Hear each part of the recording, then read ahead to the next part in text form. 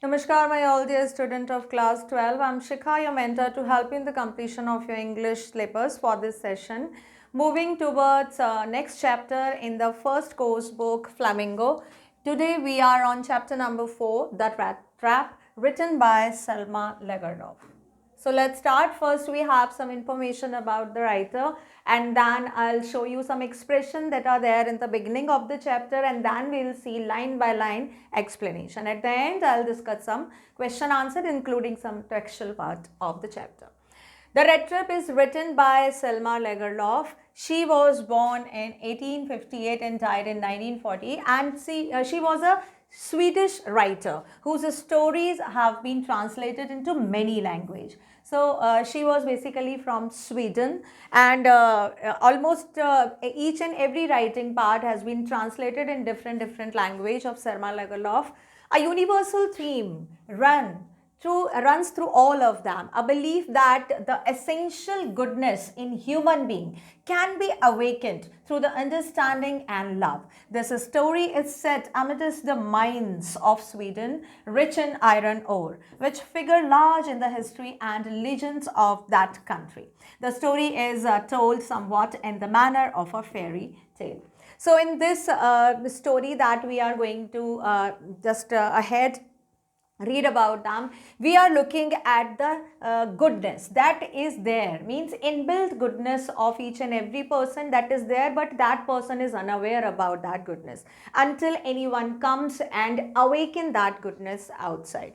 So what is this story exactly about? इसमें सलमा लगरलॉफ ने बताया है कि कैसे हर आदमी के अंदर एक अच्छाई होती है, एक बुराई होती है, बट बुराई बहुत जल्दी सामने आ जाती है. हमको पता है कि हम ये बुरा काम है हम कर रहे हैं, but even then we keep on doing that, but somewhere as na goodness is also there. Some we can say the feeling, so that you just want to help anyone, or you want to be a very good person, very honest person, but वो goodness हमको नज़र नहीं आती है जब तक कोई हमको ऐसा नहीं मिल जाता है, कोई mentor we can say who find that goodness in us and try to take that goodness out, and so that we can inherit that goodness in our personality. वो आकर हमारी अच्छाई को पहचानता है, उसको जगाता है, और उनको उस आदमी को खुद पता चलता है कि हाँ मेरे अंदर ये भी चीज़ अच्छी थी. तो यहाँ पर यही सेल्मा लेगरलॉफ ने बताया है कि हर आदमी को, अगर कोई बुरा आदमी भी है तो वो सिर्फ बुरा नहीं है, उसके अंदर अच्छाई है, बस क्या उसको समझने की ज़रूरत है. कोई ऐसा चाहिए जो उसको जान सके और उसकी अच्छाई को बाहर निकाल सके. ये जो स्टोरी है ये somewhere in mines in Sweden, mines from where we extract coal and some other stones as well. तो स्वीडन का जो एक प्लेस है वो माइनिंग प्लेस बोला जाता है, जहाँ से माइंस में से एक्सट्रैक्ट किया जाता है कोल वगैरह. तो वहाँ के प्लेस की ये स्टोरी है, but this is not we can say ना अ ट्रू स्टोरी और एंड फैक्चुअल अकाउंट. ये एक फेरी टेल है, means it's an imaginary story जो सेल्मा लेगरलॉफ ने बताया है, बट इस स्टोरी के थ्रू वो बताती हैं कि कैसे एक यूनिवर्सल थीम है जो उनकी राइटिंग में जाती है, जो बताती है कि किसी की भी अच्छाई को हम निकाल सकते हैं, बस उसको समझने और थोड़े से प्यार देने की ज़रूरत है. एंड ये स्टोरी उनकी माइंस, जो उस प्लेस में जो माइंस है स्वीडन का, वहाँ पर ये सेट की गई है, जहाँ से आयरन और इसको रॉ आयरन को एक्सट्रैक्ट किया जाता है.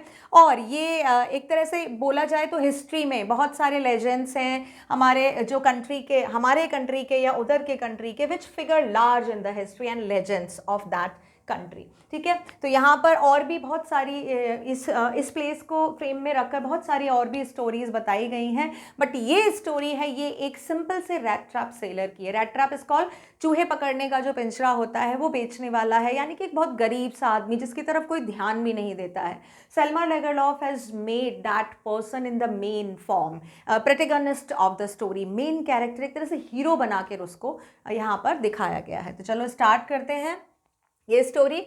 Before starting the story, some of the expressions are there. You can see in the starting of the chapter. So let's discuss. And these all expression will come in between of the text as we move on. So पहले देखते हैं, सबसे पहले keep body and soul together means to manage, to keep alive और to survive, किसी भी तरह से जिंदा रहना. Next is plods along the roads. It means moving along the road slowly but deliberately, moving with heavy feets. यहाँ पर बताया गया है कि ज़बरदस्ती चलना, यानी कि मैं चलना नहीं चाहता हूँ, मे बी वीकनेस की वजह से या फिटनेस की वजह से या फिर हंगर की वजह से, भूख की वजह से नहीं चल पा रहा हूँ, बट अगेन दैन वो चलना पड़ रहा है. Next is impenetrable prison. Impenetrable prison is called impassable confinement, जहाँ से आप नहीं निकल सकते, एक ऐसा ट्रैप जहाँ पे आप एक बार फंस गए तो वहाँ से आप नहीं निकल सकते.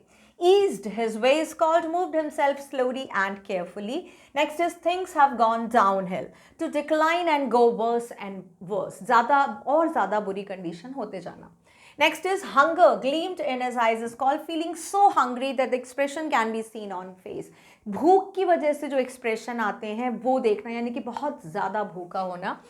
Unwanted joy is called unusual pleasure or happiness. It is not unwanted, it is an unwanted, यानी कि unusual, ऐसी happiness जो पहले आपको कभी नहीं मिली. Next is nodded a haughty consent. Indifferent agreement. Indifferent agreement means we are not consent, but even then we have to show that. Fallen into a line of thought is called agreement of thoughts, यानी कि बहुत सारे जो विचार हैं उससे आप agree कर रहे हो, जो आपके दिमाग में आ रहे हैं. So from here the chapter starts. Once upon a time there was a man who went around selling his small red traps of wire. So this is another story after that Tiger King, कि हमारी ये once upon a time से शुरू हुई है, वो हमारी राजा रानी की थी. बहुत कम कहानियाँ हो जाती हैं as we are growing, हम लोग नहीं सुनते हैं, जब छोटे छोटे होते हैं तभी सुनते हैं, बट दिस इज स्टोरी. तो यहाँ पे बताया गया है कि एक मैन था, उसके बारे में है, जो क्या बेचता था, रेड ट्रैप बेचता था, जो वायर्स के बने होते थे, ठीक है, तार के बने हुए जो चूहे पकड़ने के पिंजरे होते थे वो बेचता था. He made them himself with the odd moments from the material he got by begging in the stores or at big farms. वो कैसे बनाता था, उन पिंजरों को खुद बनाता था. कैसे बनाता था? odd moments. odd moments is called कभी कभी, odd is called uneven. ऐसा नहीं कि कोई एक पर्टिकुलर टाइम है कि वो बनाता है, कभी भी वो बनाता था. और जब बनाता था, जब उसके पास रॉ मटेरियल होता था, means he was very poor, तो ऐसा नहीं कि हमेशा उसके पास रॉ मटेरियल अवेलेबल है, वो कभी भी बना ले. वो किस तरह से जो भी चीज़ें था वो या तो बैगिंग करके लेता था स्टोर से, यानी दुकानों से, या कोई बिग फार्म से, इंडस्ट्री हुआ, फार्म हुआ. अब ये रेड ट्रैप सेलर है, कुछ वायर है, यानी कि उसको कुछ इंडस्ट्रियल वेस्ट चाहिए, तो जब भी उसको मिल जाता था वो बना लेता था ये. But even so, the business was not especially profitable. So he had to resort to both begging and petty thievery to keep the body and soul together. This is first expression. लेकिन जो उसका business था, business is called, जो वो red trap seller चूहे बेचने का जो उसका काम था, वो बहुत ज़्यादा नहीं चलता था. इसीलिए उसको क्या करना पड़ता था, दोनों, resort to both. Resort to both is called means उसको दोनों ही चीज़ें चालू रखनी पड़ती थी. क्या चीज़ें? एक तो रेड ट्रैप सेलर बेचने का काम, और दूसरा begging, यानी कि भीख मांगना. So that, और एक वो क्या करता था, petty thievery. Petty is called small, बहुत छोटी छोटी सी जो होती हैं. थीवरी इज कॉल्ड चोरी करना. कभी कभी छोटी मोटी चोरी कर लेता था. क्यों करता था? क्योंकि रेड ट्रैप सेल करने से उसको बहुत ज़्यादा नहीं मिलता था, तो कुछ ना कुछ तो करेगा ना वो खाने के लिए. वो even so his clothes were in rags, his cheeks were sunken and hunger gleamed in his eyes. Let's see, I forgot to tell these word meanings. Red trap is called a device. It is a device to catch the rat. It is not deceive, it is device. Please make it correct. This is device. Device is called कोई भी tool जो चूहे को पकड़ने के काम आता है. आप ट्रैप भी लिख सकते हो, ट्रैप, ठीक है. Next is odd moment is called free time. कोई भी जब उसको फ्री टाइम, कोई पर्टिकुलर टाइम नहीं. resort to is called force to adopt. Petty thievery means a small theft and keep body and soul together is called earn for living. This is the first expression. ठीक है. तो यहाँ पर उसको देखने के लिए लगता था, उसके जो कपड़े थे वो कैसे थे, रैग्स. रैग्स मीन्स फटे हुए, फटे हुए कपड़े थे, बहुत ज़्यादा गरीब था, खाने के लिए नहीं कमा पाता था, तो कपड़े के लिए कैसे कमाता वो. और उसके जो गाल थे वो sunken is called पिचके हुए थे, ठीक है. फ्लैश नहीं था बॉडी में. Why? Because he was very poor. He was not able to eat those nutritious thing that can make और give flesh to his body, ठीक है। तो जो रूखा सूखा मिल जाता था वो खा लेता था, तो उसको शक्ल देख के लगता था कि हाँ ये बहुत भूखा है, गरीब है, तो उसके गाल अंदर धसे हुए थे। And hunger gleamed in his eyes, gleamed is called shined, जैसे कि आंखों में एक चमक होती है, ठीक है। चमक means if you are a fit and healthy man तो वो चमक अलग होती है, बट उसकी आंखों में जो चमक थी उससे भूख झलकती थी, मतलब वो बहुत भूखा था, इतना भी नहीं कमा पाता था कि वो एक टाइम का खाना अच्छे से खा ले या वो उसका पेट भर जाए। तो वो जो सारी चीज़ें थी वो उसकी आंखों में दिखती थी, क्योंकि अगर देखा जाए तो रेड ट्रैप कोई ऐसी इंपॉर्टेंट चीज़ नहीं है, okay, that is means desired और रिक्वायर्ड बाय एवरीवन, जिसको ज़रूरत हुई उसने ले लिया, नहीं लिया तो नहीं लिया। तो इसलिए उसका बिजनेस जो था वो बहुत ज़्यादा अच्छा नहीं चलता था। आगे चलते हैं। No one can imagine how sad and monotonous life can appear to such a vagabond who plods along the road left to his own meditation. See, plods along the road. Again, this is next expression of this chapter. First, see the word meaning. Monotonous is called boring. Vagabond means one who has no home and wanders. Wanders is called घूमना, जिसके पास कोई घर नहीं होता है, बस वो ऐसा ही घूमता रहता है। Plods along the road is called then lives on the side of the roads, या चलना, घसीटना, ज़बरदस्ती जीना है तो हमको चलना पड़ेगा, like that. Fallen into a line of thoughts is called imagined new thoughts, अपने अपने नए विचारों को सोचना। तो वो जो जिस तरह की जो लाइफ जी रहा था वो कैसी थी, बहुत मोनोटोनस, बहुत डल लाइफ थी। एंड वो जो था वो कैसा लगता था, वेगाबॉन्ड लगता था, उसका कोई घर नहीं था, जहाँ उसके पैर उसको ले जाते थे वहीं चलने लगता था, बिना किसी एम के वो घूमता रहता था, उसको नहीं पता था कि आज कहाँ जाना है, जहाँ भी उसका जो भी रास्ता मिल गया वो वहाँ पर चलना शुरू कर दिया उसने। Left to his own meditation, चलते समय वो कुछ अपने विचारों में खोया रहता था। Meditation is called thoughts, thoughts वो keep on coming in his mind, तो वो चलते चलते सोचता रहता था। But one day this man had fallen into a line of thought, fallen into a line of thought, imagine new thoughts. वैसे तो जनरल थॉट्स आते हैं कि किस तरह के गरीब लोगों को किस तरह के थॉट आएंगे, आज मेरा जो बिजनेस है थोड़े से मुझे ज़्यादा पैसे मिल जाए, मुझे दो वक्त का खाना मिल जाए, मेरा पेट भर जाए, and then may be I can have the sound sleep that is not going to be broken because of the hunger, इस तरह के थॉट। बट उस दिन एक दिन उसके दिमाग में कुछ बहुत नया विचार आ रहा था, which really seemed to him entertaining. He had naturally been thinking of his red straps when suddenly he was struck by the idea that the whole world about him. वो ज़्यादातर तो सोचता रहता था अपने रेड ट्रैप के बारे में, क्योंकि वो वही काम करता था जो हम काम करते हैं, जिस बीच में रहते, जिस माहौल में रहते, वही हम सब सोचते हैं। लेकिन एक दिन उसके दिमाग में कुछ ऐसा स्ट्रक हुआ, उसको लगा कि जैसे कि ये जो पूरा वर्ड है, उस मतलब ये जो नया थॉट था वो किसके बारे में था, ये पूरी दुनिया के बारे में था। मतलब अगर देखा जाए कि if you are very bothered, very troubled with your necessities, just because of necessities, तो दूसरों के बारे में आपका सोचने के लिए कैसे टाइम है। जो भूख सबसे बड़ा जो एक तरह से बीमारी बोलना चाहेंगे, द बिगेस्ट डिजीज़, उसके बाद भी आप कैसे सोच सकते हो। बट उस दिन वो चल रहा था, उसके दिमाग में अचानक से एक आइडिया आया, रेड ट्रैप, अपने रेड ट्रैप को देखते हुए, और वो जो आइडिया था वो किसके बारे में था, इस वर्ड के बारे में था। अब वो आइडिया क्या था वो हम आके देखते हैं, और ये आइडिया किसका होगा, ये आइडिया उस रेड ट्रैप सेलर का ही था। The whole world with its lengths, seas, cities and villages was nothing but a big rat trap. उसने क्या सोचा, ये जो पूरी दुनिया है जहाँ पे बहुत सारा ज़मीन, लैंड का पार्ट है, वाटर बॉडीज़ हैं, अलग अलग शहर हैं, गांव हैं, ये सब क्या है, ये पूरा कंबाइन अगर हम मिलाएं तो ये एक रैट ट्रैप है, बड़ा सा एक पिंजरा है। It had never existed for any other purpose than to set bets for the people. It offered riches and joys, shelter and food, heat and clothing, exactly as the red trap offered cheese and pork. And as soon as anyone let him be tempted to touch the bet, it closed on him, and then everything came to an end. Bet is called temptation, लालच देना. Pork is the meat of pig. ठीक है, तो वो उसका क्या idea है, वो क्या बताना चाह रहा है कि जो भी यहाँ पर है, इट हैड नेवर एग्जिस्टेड, मतलब एग्जिस्टेड इज कॉल्ड बने रहना। ये जो पूरा वर्ड है ये किस लिए, इसका सिर्फ एक ही एम है, ये किस वजह से यहाँ पे है कि ये दूसरे लोगों के लिए बेट्स को सेट करता है, यानी कि दूसरों को लालच देता है। जो एक लोग है वो दूसरे लोगों को लालच देता है, ये जो पीपल है अलग अलग सब लोगों को लालच देता है, किस फॉर्म में लालच देता है? रिचेस एंड जॉयज, बहुत सारा पैसा, खुशियाँ, शेल्टर यानी कि होम, बड़ा सा बेंगलो, अच्छा खाना, food, then heat and clothing. Heat and clothing is called, बहुत ठंड, उस टाइम ठंड का जो ये जब ये इन्होंने सेट की है इस स्टोरी में, इस time the season was going on the winter and everybody want the shelter to be warm, keep its body warm. Then वो जो अभी सोच रहा है कि और सारी चीज़ें, जितनी भी लग्जूरियस चीज़ें होती हैं जो विंटर सीजन में आपको वार्म रख सकती हैं, वो डिवाइसेस, बहुत सारे अच्छे अच्छे कपड़े, ये सब किस चीज़ के? Exactly as the red trap, बिल्कुल वैसा ही है जैसे कि एक जो रेड ट्रैप होता है वो ऑफर करता है किसको? रेड को। क्या ऑफर करता है?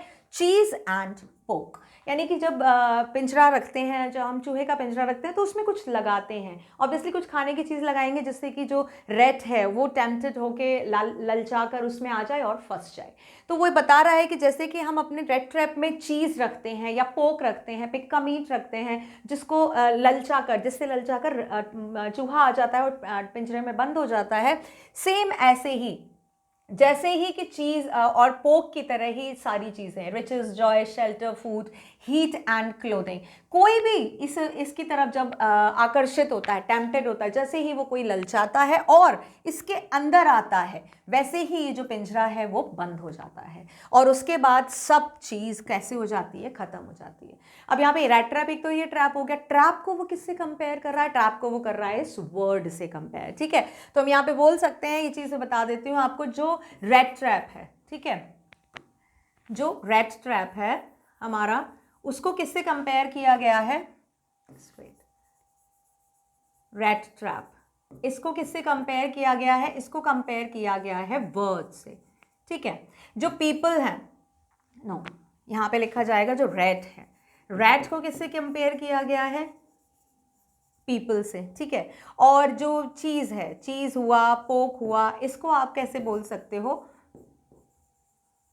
लग्जरीज ऑफ लाइफ, ठीक है, लग्जरीज ऑफ लाइफ से ये कंपेयर किया गया। तो ये तीन चीज़ें यहाँ पे कंपेयर की गई, rate trap with word, rate with people and cheese with luxuries of the life. जैसे कहता है कि जैसे ही कोई चूहा होता है वो ललचाकर चीज़ को देखकर पिंजरे में आ जाता है, पिंजरा उस पर बंद हो जाता है, and then he was having no way to go out, same as the people come in this word, and this word is presenting the bit different in the form of different luxuries. People look at them and tempted towards them, and as they go towards them, that trap of this word, of this luxurious life, close on him and they trapped forever, they find no way to come out. So this was the thought. तो हम बोल सकते हैं कि जो हमारा rate trap seller है वो एक तरह से फिलोसफिकल भी है, मीन्स ऑल दीज थॉट्स, किसी के साथ किसी चीज़ को कंपेयर करना, ये आपके एक्सपीरियंस के बेस पे आता है, ठीक है। तो वो उसने वैसे ही अपना फिलोसफिकल आइडिया दिया है कि कैसे ये वर्ड है और कैसे एक आदमी, देखो आदमी को फॉर्म दिखाया गया है कि एक रेट के फॉर्म में है, वो ट्रैप में, यानी कि वर्ड के ट्रैप में